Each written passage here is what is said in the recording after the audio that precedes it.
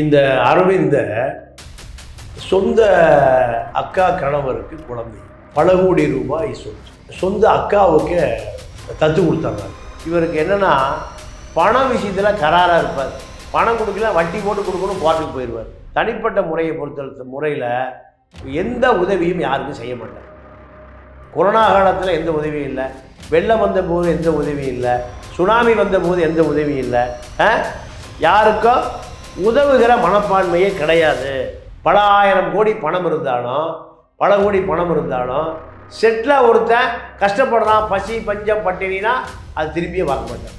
அடுத்தவர்களுக்கு உதவுகிற மனப்பான்மை 1% கூட இல்லாத ஒரு கொடிய நபர் தான் அரவிந்த் சாமி. Begin cinema YouTube channel viewers எல்லாருக்குமே வணக்கம். இன்னைக்கு நமக்கு தெரியாத நிறைய விஷயங்களை நம்மளோட பகிர்ந்து கொள்வதற்காக நம்மளோட இருந்துக்கிறார் மூத்த பத்திரிகையாளர் திரு தமிழா பண்ணினவர்கள். வணக்கம் சார். வணக்கம். 90s டைம் பீரியட்ல காதல் படங்களான ரோஜாவா இருக்கட்டும், பாம்பேயா இருக்கட்டும், மின்சார கனவா இருக்கட்டும், இந்த மாதிரியான படங்கள்ல மிக சிறப்பாக நடித்தவர் தான் அரவிந்த் சாமி அவர்கள். அவர் இடையில ஒரு பெரிய கேப் கொடுத்ததுனால இப்போ நெகட்டிவ் ரோலாக இருந்துக்கிட்டோம், பாசிட்டிவ் ரோலாக இருக்கட்டும், எல்லாத்தையும் ரொம்ப சிறப்பாக பண்ணிட்டு இருக்காரு. அப்படிப்பட்ட அரவிந்த் சாமி தமிழ் இண்டஸ்ட்ரிக்குள்ள எப்படி வந்தார்? அவர் திரையுலக பயணம் எங்க தொடங்க? இவருடைய இயற்பெயர் அரவிந்த். இவருடைய அப்பா டெல்லி குமார். இவர் ஒரு தூர்தர்ஷன் சின்ன திரை நடிகர். இதுதான் இவருடைய கலை ஆர்வம். இவருடைய அரவிந்த் என்பவர் எப்படி சாமி ஆகிறார்னா, இவருடைய மாமா அவர் விடி சாமி. இந்த அரவிந்த சொந்த அக்கா கணவருக்கு குழந்தை இல்லை, பல கோடி ரூபாய் சொத்து. அவர் ஒரு பெரிய இரும்பு வணிகர், எஃகு தொழிற்சாலை, இப்படி பல தொழிற்சாலைகளுக்கு உரிமையாளர்.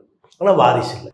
இந்த சூழ்நிலையில் இவரை சொந்த அக்காவுக்கு தத்து கொடுத்தாங்க. அங்கே போன பிறகு அவருடைய பெயர் விடி சாமி, அரவிந்த் சாமியாக மாறுகிறார். இவர் டான் பாஸ்கோவில் படிக்க வைக்கிறாங்க, நல்ல உயர்தரமான கல்வி. இப்படி இவருக்கு வசதியான வாழ்க்கை. தாய் மாமா வீட்டில் இப்போ காரு பங்களா வாழ்க்கைன்னு ரொம்ப பணக்கார வசதி வாழ்க்கை. ஏழை அப்பா அம்மாவுக்கு வாழ்ந்து தத்து கொடுக்கப்பட்டதின் மூலம் மிக உயர்ந்த இடத்துக்கு போயிடுறார். இதுதான் இவருடைய ஆரம்பகட்ட வாழ்க்கை. இந்த ஆரம்பகட்ட வாழ்க்கையில் இவருக்கு ஒரு பெரிய தாகம் இருக்குது. என்ன தாகம்னு கேட்டிங்கன்னா, பெரிய பெரிய பழக்கம், நண்பர்கள் இருந்தாலுமே தன்னுடைய தாய் தந்தையரை நம்மால் அங்கு இருந்து வளர முடியலையே. இங்கே வசதி வாய்ப்பு, கோடிகள், கார்கள் எல்லாமே இருந்தாலுமே தந்தையோடு பயணிக்க முடியலையே. டெல்லி குமார் அவர் தான், டெல்லி கணேஷ் மாதிரி. அப்போ அவரோடு சேர்ந்து பயணிக்க முடியுங்கிற அந்த உணர்வு அவருக்கு எப்பவுமே ஒரு தாக்கத்தை ஏற்படுத்தும். இதுக்கு நடுவில் இரும்பு வணிகத்தில்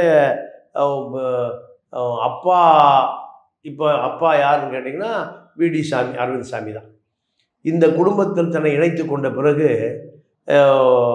அவங்க அப்பா என்ன பண்ணுறாருன்னா, யார் வளர்ப்பு தந்தை, அவர் தான் தந்தை. டெய்லி 10 ரூபா கொடுத்துருப்பார் செலவுக்கு.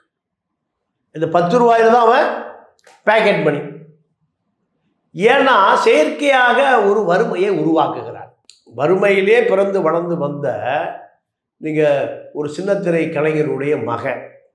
இந்த சின்னத்திரை கலைஞருடைய மகன் வாரிசு தன்னுடைய அக்காவுக்கு கொடுத்தாச்சு. இங்கே வந்த பிறகு பெரிய பெரிய கோடீஸ்வரர்கள், சங்கராச்சாரியார்கள், நேத்திராலயா, சங்கராச்சாரியார் நிறுவனங்கள் பூரா இவர்களும் அதில் ஒரு பங்குதார். அப்போ எவ்வளோ பெரிய வசதி வாய்ப்பு பாருங்கள். ஆனால் இவ்வளோ வசதி வாய்ப்புகள் இருந்த பிறகும் பேக்கெட் பண்ணி 10 ரூபா தான். இவர் லைலோ காலேஜில் படிக்கிறார், MBA படிக்கிறார், டான் பாஸ்கோவில் படிக்கிறார். இங்கெல்லாம் யார் வருவா? வசதி படைத்தவன் தான் வருவான். பணக்கார இளைஞர்கள் தான். நீங்கள் எப்போ 90களில் எங்கே படிக்க முடியும்? டான் பாஸ்கோலையும் லைலோலையும் படிக்க முடியும். அப்போது 10 ரூபா பேக்கெட் பண்ணிடணும். எங்கே போகிறாரு? மாடலிங் போகிறார். உழைச்சி சம்பாதிக்கணும் ஐயா. அப்பா வந்து வளர்ப்பு தகப்பன் இத்தனை கோடி குட்டி கிடக்குது, ஆனால் பேக்கெட் பண்ணி 10 ரூபா தான். வாழ்க்கை என்னன்னு தெரிஞ்சுக்கணும், இதுதான் அவருடைய நோக்கம். அப்போது மாடலிங் போன பிறகு 2000 3000 5000 பணம் கிடைக்குது. நண்பர்களோடு ஜாலியாக ஊர் சுற்றுறது, சாப்பிட்றது, பீச்சுக்கு போகிறது, காருக்கு பெட்ரோல் அடிக்கிறது, இதெல்லாம். அப்போ அவங்க அப்பா பார்க்குறாரு, சரி உழைக்க ஆரம்பிச்சிட்டான். உழைச்சி செலவு பண்ணால் தான் கஷ்டம் தெரியும். அப்பா பாக்கெட்லேருந்து கொடுத்தா அந்த பணத்தினுடைய மதிப்பு தெரியாது. இதுதான் சின்ன வயசில் அவருக்காக கொடுக்கப்பட்ட பரிசோதனை. இந்த பரிசோதனையில் பாஸ் ஆகிட்டார். இந்த டெஸ்ட்டில் பரீட்சையில் பாஸ் ஆகிட்டார். பாஸ் ஆன பிறகு தொடர்ந்து மாடலிங்கில் 2000 3000, அப்புறம் 5000 10000. அப்புறம் நீங்கள் அந்த காலத்துலேயே 5000 10000 வாங்குகிற மாடலிங்கை மாறிட்டார். அப்போது ஒரு படம் எடுக்கிறாரு மணிரத்னம். அந்த படத்துக்கான ஒரு கேரக்டர் வட இந்திய முகத்தோடு இருக்கணும்னு தேடுறார். வட இந்திய படம் என்ன படம்னு கேட்டால், முதல் படம் ரஜினி மம்முட்டி 2 பேரோடு முதல் அறிமுகம். இவர் கலெக்டர், வட இந்திய கலெக்டர் மூஞ்சி. மணிரத்னம் பல பேரை பார்க்குறாரு, ஆனாலும் யாரும் அவருக்கு திருப்தி இல்லை. இந்த மாடலிங் இளைஞர் படத்தை பார்த்தோன்னையும் ரைட், இந்த பையனை பேசி கூப்பிட்டு வாங்கன்ட்டார். யாருடைய பையன்? பெரிய இடத்து பையன். அவன் சினிமா நடிக்க வேண்டிய அவசியம் இல்லை. அப்போது இல்லை நான் பேசிக்கிறேன். மணிரத்னமே நேராக அங்கே போகிறார். போய் உங்கள் மகனை இந்த ஊரு படத்துக்கு மட்டும் அனுப்புங்க, தளபதி படத்துக்கு மட்டும் அனுப்புங்க. அப்போது அவனை நான் படிக்க வச்சு என்னுடைய பெரிய கார்ப்பரேட் நிறுவனம், பல கோடி ரூபாய் நான் வியாபாரம் பண்ணுறேன். இரும்பு எஃகு வணிகம், பிபிஓ இருக்குது, பில்டிங் கன்ஸ்ட்ரக்ஷன் இருக்குது, ரியல் பல கோடி இன்வெஸ்ட்மெண்ட் இருக்குது. இதுக்கே நேரம் சரியாக இருக்குது. அவனை சினிமாவுக்கு அனுப்ப மாட்டேங்கிறார். இல்லை இந்த ஒரு படத்துக்கு மட்டும் அனுப்புங்க, அவனுக்கு ஒரு பெரிய எதிர்காலம் இருக்குது, அவனுக்கு அது ஆர்வம் இருக்குது, மாடலிங் துறையில் இருக்கான். அவங்க அப்பா தூர்தர்ஷனை போன்ற சின்னத்திரையில் பிரபலமாக இருக்குது. அதனால் தயவுசெய்து அவர் அனுப்புங்கன்னு போராடித்தான் அந்த முதல் படத்துலேயே இவரை வில்லன் கேரக்டர் கூப்பிட்டு வர்றார். முதல் படத்திலே யாரோட? கேரளா சூப்பர் ஸ்டார் மம்முட்டி, தமிழ்நாடு சூப்பர் ஸ்டார் ரஜினி, இவர்களோடு முதல் படத்தில் அறிமுகம். ஆனால் செட்டில் யாரை பற்றி அடிக்க மாட்டார். அவங்க பென்ஸ்காரில் வந்தால் இவர் பென்ஸ்காரில் வருவார், அவன் ஆடிக்காரில் வந்தால் இவர் ஆடிக்காரில் வருவார். ஏன்? அத்தனை பேர் வீட்டில் இருக்குது, பெரிய பண்ணை வீடு. அப்போ ரஜினி மம்முட்டி 2 பேருமே பார்த்து மிரண்ட புதுமுகம் யார்? அரவிந்த் சாமி. அரவிந்த் சாமி ஏதோ வாய்ப்பு கேட்டு நடிக்க வந்தவர் அல்ல. மணிரத்னமே தேடி போய் அவங்க அப்பாட்ட அனுமதி கேட்டு நடிக்க கூப்பிட்டு வர்றார். அப்போது ரஜினிக்கு செட்டில் என்ன மரியாதையோ, மம்முட்டிக்கு என்ன மரியாதையோ, அதே மரியாதை புதுமுகம் அரவிந்த் சாமிக்கு. அதுதான் அந்த தளபதி படம். தளபதி படம் முடிந்த பிறகு அது ஒரு பெரிய மாபெரும் ஹிட். முதல் படத்திலேயே பெரிய ஜாக்பாட். இந்த முதல் படம் இவருக்கு மிகப்பெரிய பேரை வாங்கித்தது. தளபதி பட்டி தொட்டியெல்லாம் இந்த வடநாட்டு இளைஞனுக்கு அதிகமான சிரத்தை எடுத்து இந்த இளைஞரை நடிக்க வைக்கணும்னு முயற்சி பண்ண யாருன்னு கேட்டிங்கன்னா, மணிரத்னுடைய மனைவி சுஹாசினி. சுஹாசினி இதுக்காக அவங்க அப்பாவோடு பல முறை பேச்சுவார்த்தை. சினிமா பழக்கம் தொத்திக்கூடாது, அவங்க அப்பா சொன்ன கண்டிஷன். அங்கே போனால் குடிச்சு மது பழக்கம் வந்துடும், புகைப்பிடிக்கிற பழக்கம் வந்துடும், பெண்கள் சவகாசம் வந்துடும். யார் சொல்கிறா? அவங்க அப்பா சொல்கிறார். அதனால் சினிமா என்பதே பல்வேறு வகையான சீரழிவு கலாச்சாரம். என் பையனை அப்படியே நான் புத்தி பாதுகாத்து வச்சுருக்கேன். அவங்க அப்பா என்னடா புள்ள வளர்த்தின்னு என்ன கேட்பாங்க. பையனை ஓகட்டை கொடுத்தா நீ கூட சினிமாவில் விட்டுட்ட. அவன் பாரு யாரோ நடிகையோடு சுற்றுறான், மது குடிக்கிறான், சிகரெட் குடிக்கிறான், தண்ணி அடிக்கிறான்னு வந்துடும். அதனால் தயவுசெய்து வேண்டாம். சுஹாசினி நான் அவனை கண்காணித்து கொள்ளுகிறேன். இது கேரண்டி கொடுத்தது யார்? மணிரத்னத்தை விட அதிகமாக கேரண்டி கொடுத்தது சுஹாசினி. சுஹாசினியுடைய மேற்பார்வையில் தான் இந்த இளைஞன் முதல் படம் தளபதி படம் ஹிட்டு. இதுக்கு நடுவில் அரவிந்த் சாமி சொல்வார், நான் என் வேலையை நான் செய்கிறேன். நான் யாருக்கும் இன்ஸ்பிரேஷன் இல்லை, யாருக்கு பார்த்து நான் பயப்பட வேண்டியதில்லை, என்னை பார்த்து யாரும் பயப்பட வேண்டியதில்லை. நான் உண்டு, என்ற வேலை உண்டு.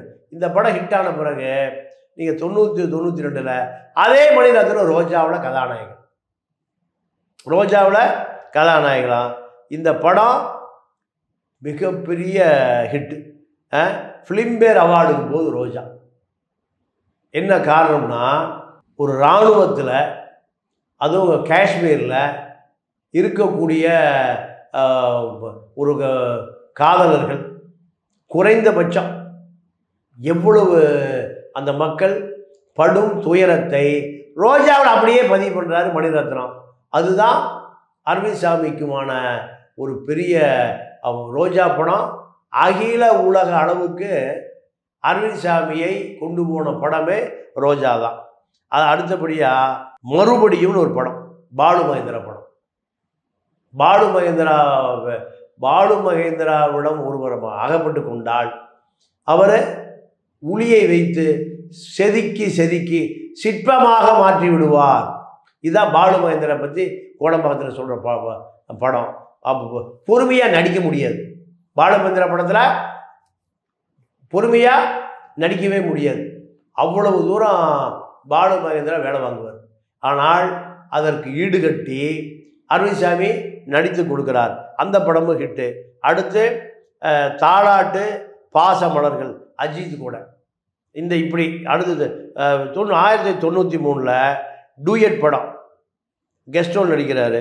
94 மறுபடி சினிமாலாம் போதும், எம்பிஏ படிக்கிறதுக்கு அமெரிக்கா கிளம்பியிருக்காரு. அவங்க அப்பா பெரிய அழுத்தம், இவ்வளவு கோடி ரூபா பணம் இருக்குடா, நீ இந்த நிறுவனங்களை எதிர்காலத்தில் காப்பாற்றணும். சினிமாவுக்கு போயிட்டீங்கன்னா இந்த நிறுவனத்தெல்லாம் மூட வேண்டி வந்துடும். நீங்கள் இந்த நிறுவனங்களை சரியாக பார்த்தா 100 பட கம்பெனி ஆரம்பிக்கலாம். இதை விட்டுட்டு சினிமாவில் போய் நீ மெனக்கெடாது. நீ போய் எம்பிஏ முடிச்சுட்டு என்னுடைய தொழில் சாம்ராஜ்யங்களை பாருன்னு சொன்ன பிறகு அப்படியே சினிமா வேண்டாம் ஒன்று வேண்டான்னு விட்டுட்டு எங்கே போயிடுறாரு? அமெரிக்கா போயிடுறாரு. அமெரிக்காவில் எம்பிஏல முதல் மாணவனாக வர்றாரு. இதுக்கு நடுவில் அம்மாவுக்கு கேன்சர், வளர்ப்பு தாய்க்கு. படிப்பை பாதியிலே விட்டுட்டு கிளம்பிடுறாரு. பரீட்சை எழுதுகிற நேரத்தில் படிப்பை பாதியிலே விட்டுட்டு கிளம்புறாரு. அப்போ அடுத்து அப்பாவும் மரணம், அம்மா மரணம், அப்பா மரணம், படிப்பை தொடர முடியல. அப்பாவுடைய விருப்பம் இந்த நிறுவனங்களை பார்க்கணும், இந்த பையன் பார்த்துக்குவான், எனக்கு பின்னாடி இந்த நிறுவனத்தை மூட வேண்டியது இல்லைன்னு சொன்ன வளர்ப்பு தகப்பன் மரணம். இது அவரை மிகப்பெரிய சறுக்கல், வருத்தம், கவலை, இதிலிருந்து அவரால் மீள முடியாமல் பல நாள் வருத்தப்படுறார், கஷ்டப்படுறார். இருந்த போதிலும் அதிலிருந்து மீண்டு வந்து பல ஆயிரம் கோடி ரூபாய் சொத்துக்களை சேர்த்து வைத்து விட்டு போன அப்பா அம்மா உடைய விருப்பப்படி, வளர்ப்பு தாய் தந்தை விருப்பப்படி வியாபார நிறுவனங்களை பார்த்து கொள்வதா இல்லை திரைப்படத்துறைக்கு வருவதா என்ற ஒரு தடுமாற்றம். இந்த தடுமாற்றத்தில் இப்போ மீண்டும் மணிரத்னம் பம்பாய் படம் எடுக்கணும்னு வர்றாரு. அப்போ எனக்கு சினிமா பக்கம் திரும்புவதா, என்னுடைய நிறுவனங்களை, என்னுடைய தந்தையார் கட்டி காத்த நிறுவனத்தை நான் துவக்குவதா என்ற மணிரத்னம் வந்து ஒரு படம் நடித்து கொடுத்துட்டு நீ தொழிலுக்கு போயிரு, இந்த படம் உனக்கு வாழ்க்கையில் பேசும் ஒரு பொருளாக மாறிடும் பம்பாய் படம். அப்போ முழு மனதாக பம்பாய் படத்தில் நடித்து கொடுக்குறாரு. நடித்து கொடுத்த பிறகு பம்பாய் படம் பெரிய ஹிட். பால் தாக்கரே பம்பாயில் இந்த படம் ஓடவே விட மாட்டேங்கிறார். ஏன் ஒரு இந்து பையன் ஒரு முஸ்லீம் பொண்ணை காதல் செய்வதை மும்பை கலாச்சாரம் ஏற்றுக்கொள்ளாது. மும்பையில் இந்து பையன் இந்து பெண்ணை தான் லவ் பண்ணணும், முஸ்லீம் பெண்ணை லவ் பண்ணக்கூடாது. இந்து கலாச்சாரத்துக்குள்ள முஸ்லீம்கள் வரக்கூடாது. இது பால் தாக்கரே இந்த படத்தை கடுமையாக எதுக்குறாரு. பால் தாக்கரேவை நீங்கள் மணிரத்னுடைய அண்ணன் ஜி வெங்கடேசன் தற்கொலை பண்ணி இறந்து போயிட்டார். 2 பேரும் பால் தாக்கரேவுக்கு இந்த படத்தை போட்டு கொடுத்து இந்த படம் காண்பித்து பல விளக்கங்களை சொல்லி இந்த படம் ரிலீஸ் பண்ணுறாங்க. இது பம்பாய் படம் வெளியான பிறகு இந்தியா முழுக்க பேசுபொருளாக அது மாறுகிறது. இந்து பையன் ஒரு முஸ்லீம் பெண்ணை திருமணம் செய்து கொள்வது என்பது ஒரு சாதாரண விஷயமாக அது பார்க்கப்பட்டது. இதுக்கு நடுவில் இந்த பம்பாய் படத்துக்கு ஃபிலிம்பேர் விருது, மறுபடியும் மணிரத்னம் என்ன பண்ணுறாரு, இந்திரான்னு ஒரு படம் எடுக்கிறார். இந்திரா அடுத்து மௌனம்னு ஒரு படம் தெலுங்கில், தேவாதிர்ணம்னு மலையாளத்தில் ஒரு படம். அப்போ தொழிலை தள்ளி வைத்து விட்டு முழுக்க திரைப்படத்தில் வந்துட்டார். அடுத்து ஏவிஎம் படத்தில் மின்சார கனவுன்னு ஒரு படம். 1994 காயத்ரின்னு ஒரு பெண்ணை சந்திக்கிறார், திருமணம் செய்து கொள்கிறார். இதுதான் 94 திருமணம். 2000 புதையல்னு ஒரு படம் நடுவில் திருமணம் முடிந்த பிறகு 2000 டைவர்ஸ். 94 திருமணம், 2000 டைவர்ஸு. இது அவருக்கு ஒரு மிகப்பெரிய மன வருத்தத்தை, மனைவி பிரிந்தது, அம்மா இறந்தது, அப்பா இறந்தது, இத்தனையும் தொடர்ந்து இந்த குழந்தைகளை 2 குழந்தைகளை தகப்பனாக இருந்து பார்த்து கொள்வதா, இல்லை சினிமாவில் நடிப்பதா, இல்லை தொழிலை பார்ப்பதா என்று ஒரு முக்கோண ஒரு திணறல். இதில் மீண்டும் என்ன பண்ணுறாரு, சினிமா பக்கமே வர்றாரு. என் சுவாச காற்று ஒரு படம் எடுக்கிறாரு. புதையல்னு ஒரு படம் இந்திக்கு போகிறாரு, இந்தியில் எடுபடலை. அலைவாயுதேன்னு ஒரு படம் கெஸ்ட் ரோலில் பண்ணுறாரு. இதெல்லாம் எந்த விதமான எதிர்பார்ப்பும் சினிமாவில் ஜெயிக்க முடியல. அப்போது மறுபடியும் என்ன பண்ணுறாரு, சினிமா கம்பெனியை தலை முழுகிறார். சினிமாவே வேண்டாம், சினிமா நாம் விரும்பி போனாலும் சினிமா நம்மை ஏற்றுக்கொள்ளவில்லை, சினிமாவை வேண்டான்னு முழுக்கு போட்டு முழு நேரமாக பிஸ்னஸ் வியாபாரத்துக்கு வர. என்னென்ன வியாபாரம்னா, அவங்க அப்பா செஞ்ச business IPO, BPO, software development, builder, real estate, manpower, corporate, computer டெவலப்மெண்ட்டுன்னு ஆவடி ஸ்டீல் ஃபேக்ட்ரி, இத்தனை டேங்க் கம்பெனி, டேலண்ட் மேக்சிமர் கம்பெனி. இப்படி 2000 டைவர்ஸ் ஆன பிறகு 5 வருட காலம் முழு நேரமாக தொழிலில் மூழ்கி தொழிலை டெவலப் பண்ணுறார். இதுக்கு நடுவில் 2005 ஒரு ஆக்சிடெண்ட்டில் கால்னால் நடக்க முடியாமல் மருத்துவமனையிலேயே கிடக்கிறார். எப்போ 5 வருட காலம் இவருடைய வாழ்க்கை அப்படியே ரிவர்ஸில் போயிடுச்சு. முடி கொட்டி, உடல் இழைச்சி, சரியாக இயங்க முடியாமல், நடக்க முடியாமல் 5 வருட காலம் தொழிலையும் பார்க்க முடியல, சினிமாவுக்கும் முழுக்கு போட்டாச்சு, மனைவியும் தன்னை விட்டு டைவர்ஸ் பண்ணிட்டு போயிட்டா. இத்தனை பிரச்சனைகளுக்கு மத்தியில் 5 வருட காலம் மருத்துவமனை, வீடு இதில் தான் இவருடைய வாழ்க்கை போராட்டம். இந்த வாழ்க்கை போராட்டத்தில் பல அனுபவங்களை கற்றுக்கொள்ளுகிறேன்னு சொல்கிறார். வியாபாரத்தில் பல துரோகிகள், சினிமாவோட பல எதிரிகள், சொந்த வாழ்க்கையில் மனைவி விட்டுட்டு போயிட்டா, அப்பா அம்மா இறந்த பிறகு பல வியாபாரத்தை கவனிக்க முடியல, தொடர் தோல்விகளில் உருக்குலைந்து உடலே மாறி போகுது. இதுதான் அரவிந்த் சாமி. ஒரு காலத்தில் மாப்பிள்ளை பார்க்கணுன்னா, அப்போ அரவிந்த் சாமி கூட நல்லா மாப்பிள்ளை பார், இப்படி அவள் வீட்டில் பேசக்கூடிய அந்த அரசியல். இப்போ அவள் அரவிந்த் சாமி மாப்பிள்ளை தான் பார்த்துறாத, ஏன்னா தொந்தியும் தொப்பையும் முடியும் கொட்டி நிலைமை மாறி போகிறது. இதிலிருந்து மீண்டு வருவது எப்படி அப்படிங்கிறது அவருக்கு ஒரு பெரிய சவாலாக இருக்கிறது. இதுக்கு நடுவில் என்ன பண்ணுறாரு கேட்டிங்கன்னா, குழந்தை பராமரிப்பில் முழு கவனம் செலுத்துகிறார். எங்கே போனாலும் குழந்தைகள் கூட்டிகிட்டு போகிறாரு. முழுக்க இது ஏன்னா தான் வளர்ந்த சூழ்நிலை எப்படி இருந்தது. இப்போ அப்பா, வளர்ப்பு தந்தை, வளர்ப்பு தாய், சொந்த அப்பா அம்மா பார்க்க முடியல. இப்போ தன்னுடைய குழந்தைகளும் இதே போல் வளர்ந்துடக்கூடாது. அதனால் எங்கே 24 மணி நேரமும் குழந்தைகள் இல்லாமல் எங்கேயும் அவர் போகிறதே இல்லை. காரில் போனாலும் சரி, வீட்டுக்கு வந்தாலும் சரி, வெளிநாடு போனாலும் சரி, அத்தனை பேருமே பயணம் செய்யக்கூடிய அளவுக்கு குழந்தைகளுக்கு நல்ல அப்பாவாக மாறிடுறாரு. இதுதான் அவருடைய உடல் நலிவுற்ற பிறகு நடந்தது. மறுபடியும் என்ன பண்ணுறாருன்னா, சேரன் போய் ஆட்டோகிராஃப் படத்துக்கு நீதாயா ஹீரோன்னு கூப்பிடுறாரு, சினிமா வேண்டான்றார். சுந்தர்ஜி போய் அன்பே சிவம் வாய்ப்பு கூப்பிடுறாரு, என்னை தயவுசெய்து விட்டுருங்க, சினிமாவே வேண்டாம், என் குழந்தை என்னை சினிமாவுக்கு போனால் என்னை மறந்துடும், நானும் குழந்தைகளை பார்க்க முடியும், அதனால் எனக்கு சினிமா முக்கியம் இல்லை, என் குழந்தை தான் முக்கியம்னு குழந்தையோடு இருக்கிறாரு. இப்போ 2000 to 2013 13 வருட காலம் சினிமாவுக்கு அவருக்கும் தொடர்பே இல்லை. குழந்தை, தொழில், வியாபாரம், வீடு, இதுதான். திரைப்படத்துறை என்பது எனக்கு வெகு தூரத்துக்கு வந்து விட்டேன், 2000 2013 வரைக்கும்.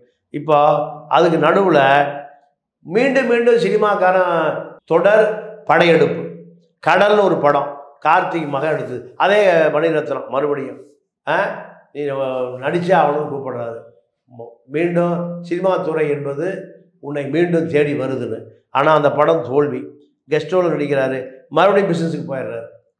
மீண்டும் தனி ஒருவன் ஒரு படம், கல்பாத்தி அகோர எடுத்த படம், ஜெயம் ரவி அண்ணன் தான் அதில் டைரக்டர், வில்லன் கேரக்டர். அந்த படம் பெரிய அளவில் சூப்பர் டூப்பர் ஹிட். அந்த படம் எங்கே போனார் அரவிந்த் சாமி? அரவிந்த் சாமி இன்னும் திரைப்படத்துறையில் இருக்கிறார் என்பதை நீங்கள் அறிவிப்பு செய்த படம் தான் இந்த தனி ஒருவன் படம். அப்போ அரவிந்த் சாமி தொழிலுக்கு போனாலும் சரி, சினிமாவுக்கு முழுக்க போட்டாலும் சரி, குழந்தை குட்டியை பார்த்துக்கிறேன்னு சொல்லி வெளிநாடு போனாலும் சினிமா அவரை துரத்தி கொண்டே இருக்கு. சினிமா அவரை விட்டு விலகினாலும் சினிமா அவரை விட்டு விலகவே இல்லை. நீங்கள் அந்த தனி ஒருவன் கேரக்டரில் 10 வருஷம் இல்லை இடைவெளி இருந்தாலுமே அந்த வில்லன் கேரக்டரில் இந்த 10 வருஷத்தை ஃபுல் பண்ணிட்டார். இதுதான் அரவிந்த் சாமி. ஏன்னா அரவிந்த் சாமியை பொறுத்தவரை ஒரு பிறவி கலைஞனாகவே நடந்து கொள்வார். அதுக்கு சிறந்த வில்லன் விருது, ஆனந்த விகடன் விருது, விஜய் டிவி விருது, தமிழ்நாடு அரசு விருது 13 வருஷம் கழிச்சாலுமே இப்போ முன்னணி வில்லனாக மாறிடுறாரு. ஹிந்தியில் வாய்ப்பு வருது, ஹிந்திக்கு போய் ஒரு படம் பண்ணுறாரு, அங்கே தோல்வி.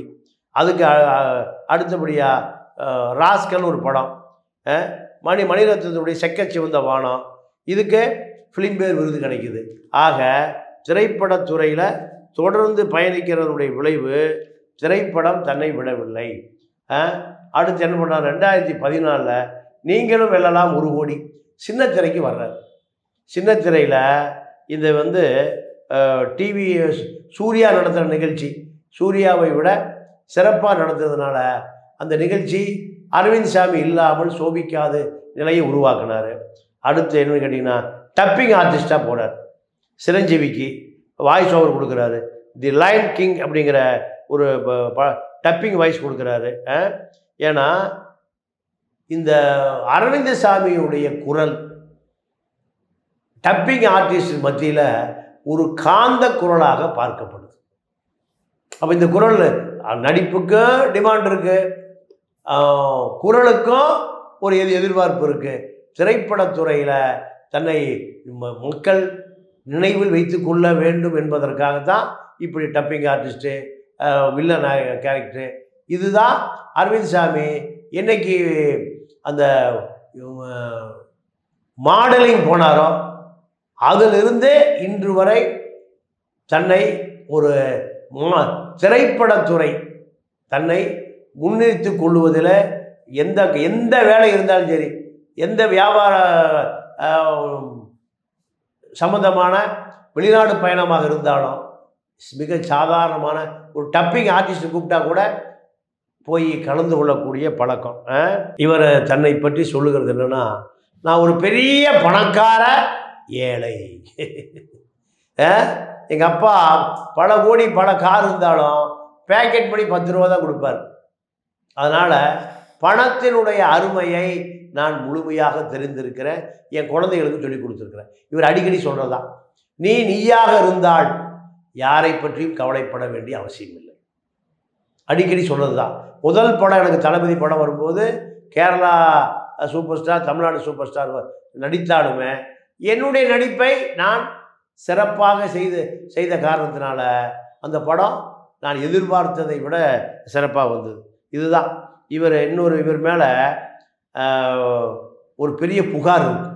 ஜாவான்னு ஒரு படம் உதவி இயக்கிறதா கதை சொல்லி அந்த கதையை படமாக்குவதற்கு முயற்சி பண்ணுறாங்க.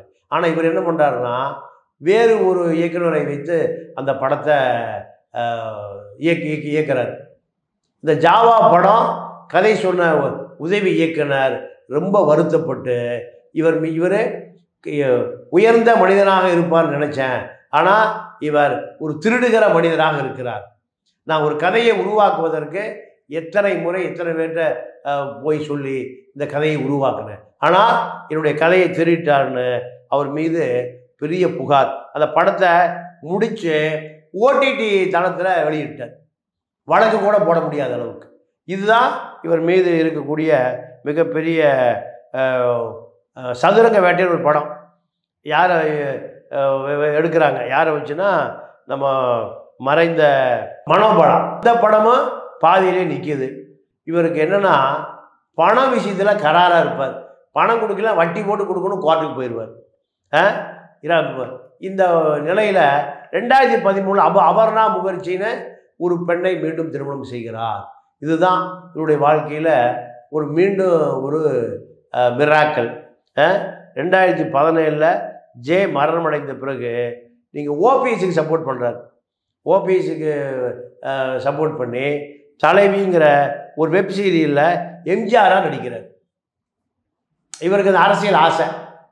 ஆனால் ஓபிஎஸ் அரசியல் முடிவுக்கு வந்த பிறகு இவருடைய அரசியல் ஆசையும் முடிவுக்கு வந்துருச்சு. அடுத்து நரகாசுரன் ஒரு படம் கௌதம் மேனன் தயாரிப்பில், அதுவும் வெளியே வரல.